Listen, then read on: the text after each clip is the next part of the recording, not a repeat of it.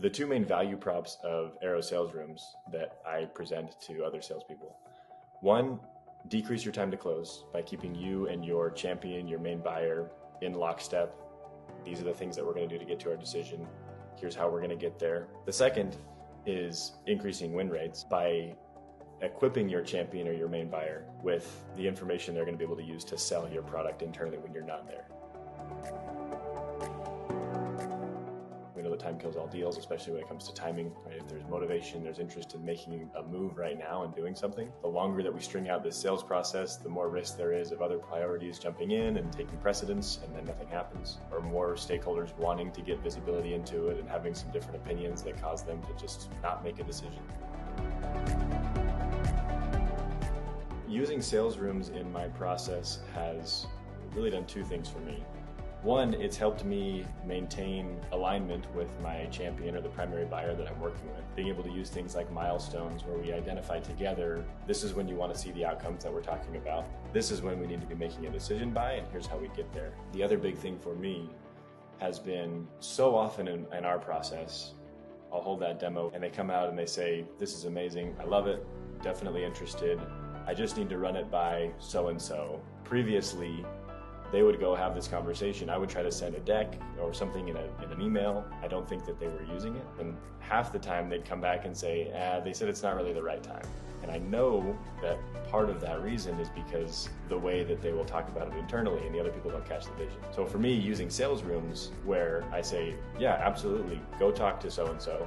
I'm gonna send you a room that you can use to share with them that will include a quick 2-minute demo video. It'll include high level, like what this is looking to accomplish, and a couple other key value props. Super simple. It'll make your life easier. I then see when they're viewing that room, I get notifications about it. And I know that as soon as they're talking about arrows, they're talking about it from the narrative that I hope that they're talking about it. They're seeing these are the key value props that are unique to them. It's not just our website that's more generic, it is the unique value props that they care about most. So the feedback that I've gotten from those has been much more positive of like, they're also excited about it. We want to schedule the next call and move forward.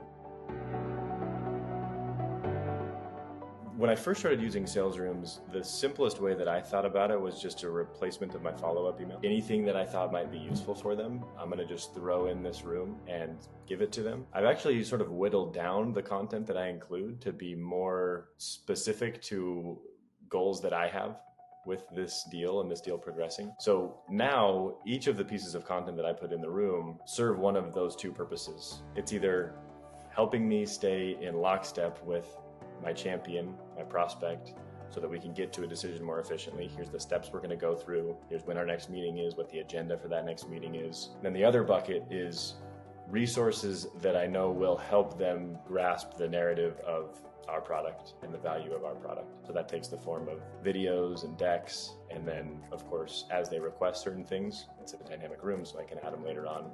And it does sort of expand and get a little bit bigger as the deal progresses.